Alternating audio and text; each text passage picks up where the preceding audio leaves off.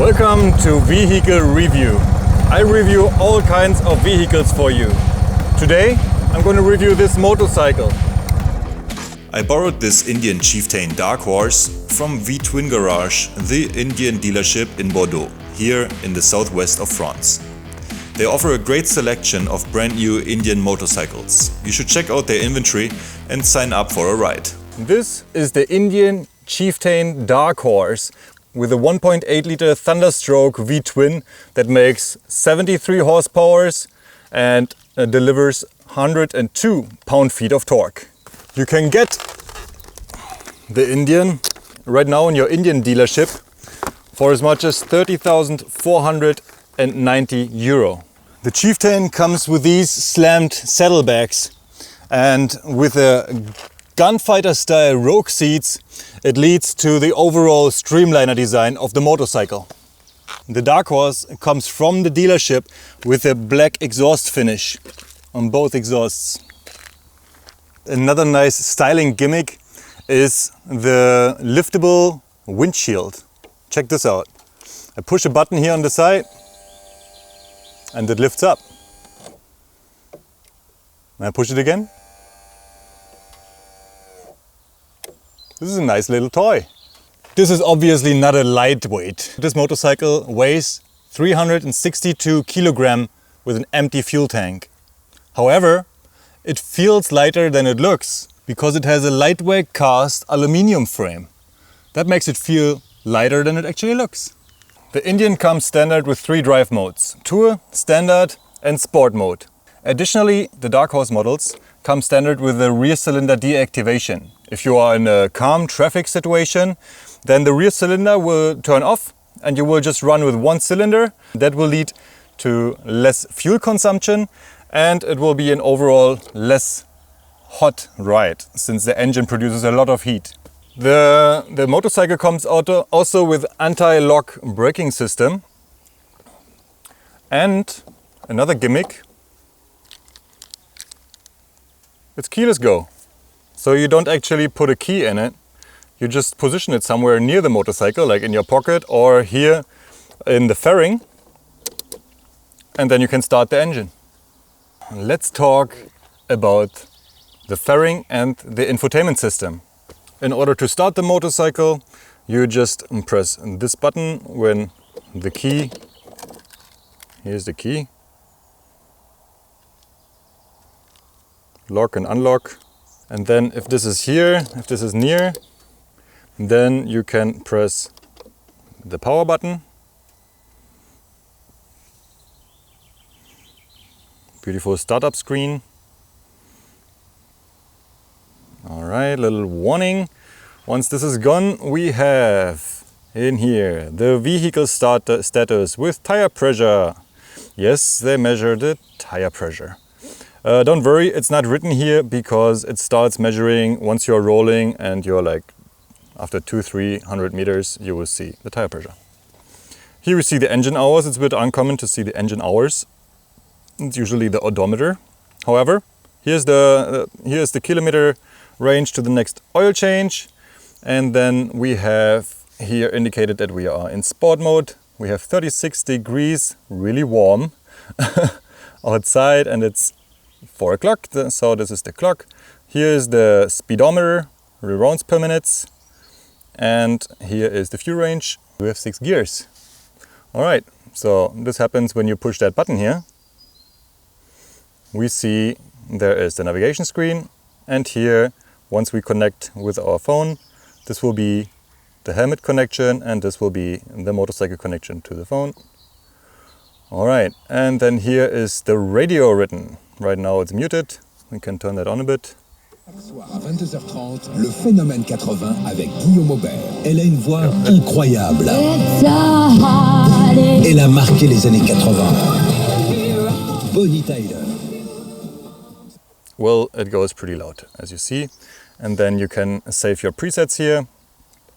And then we can continue to the next menu, which is the music button. And here we have again the presets, only radio displayed, can skip through the channels. Here's the volume again, and here we can switch between FM, AM, Bluetooth audio or USB or iPod. It's a good question, where is the USB? Oh, it's maybe here. Ah, there's the USB connection, here we go. You can turn the screen also completely off. Completely, or you turn it on. Then this is the mobile phone connection to the motorcycle and to the helmet. And then here we have the full navigation screen.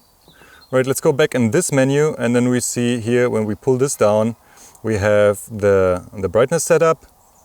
Here again we see the phone connection. Here we can now select the 3 drive modes. It's Tour, Standard and Sport. We are in Sport mode. And this is it. Then we can go in the settings, and we have of course a lot of settings. Good thing is we can change the language, which I did here since this is a French motorcycle. And the units in kilometers per hour and so on and so forth. Let's go just quickly through this one here.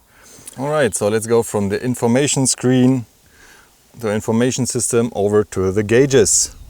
Here are the gauges, and as you can see, this is a classical speedometer with the fuel range. Here we see the light stand, the side stand is out. And on the other side we have the rounds per meter.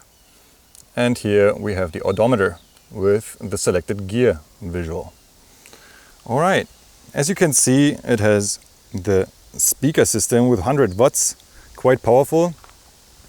And we can here select the horn, and which I don't use right now. Then we have here the light with the high beams, the permanent high beams. Here is the hazard light. If you push that for 2 seconds, the hazard lights go on, and then left and right for the indication, and it will turn off automatically after 3 seconds. This is the volume setup, and here we can go through the radio menu.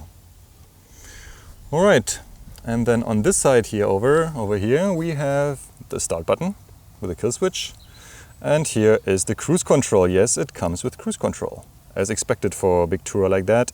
And this button actually lifts the windscreen. We can do that quickly. Whoop. Check that out.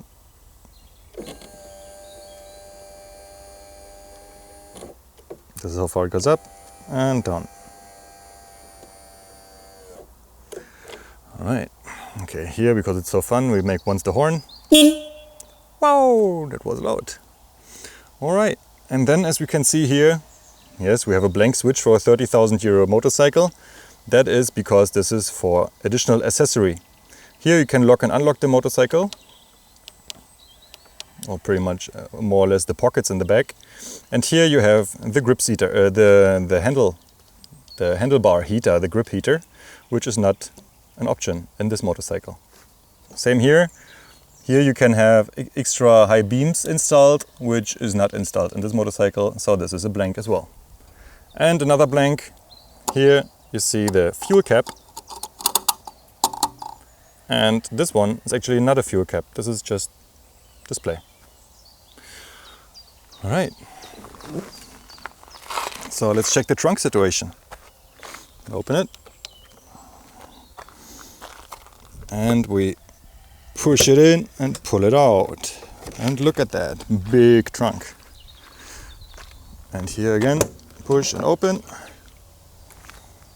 Well, overall there's a lot of luggage that fits in here. I love that. I always like to have a bit of space, and I don't need to have my rucksack all the time. We're closing it once and twice because it has the weather seal in here. So first you close it so that the lock is in, right, and then a second time for the seal. Alright, let's talk about the light situation on this motorcycle. First, the headlights. This is the headlight, turned on, and then we have the high beams here.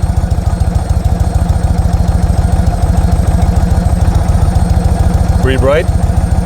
And then we have the left indicator and the right indicator. And it has also hazard lights. Really practical for traffic jams. So yeah, let's talk about the warhead bonnet here. It doesn't light up But it's a really nice little detail here in the front. It's really significant. It's in the very front of the fender and it's made completely out of glass. Alright, now let's check out the rear light situation. This is the standard running light, and then here is the brake light, and then this is the left indicator and the right indicator. And I guess you guys want to hear how this motorcycle sounds. So, and this is how it sounds.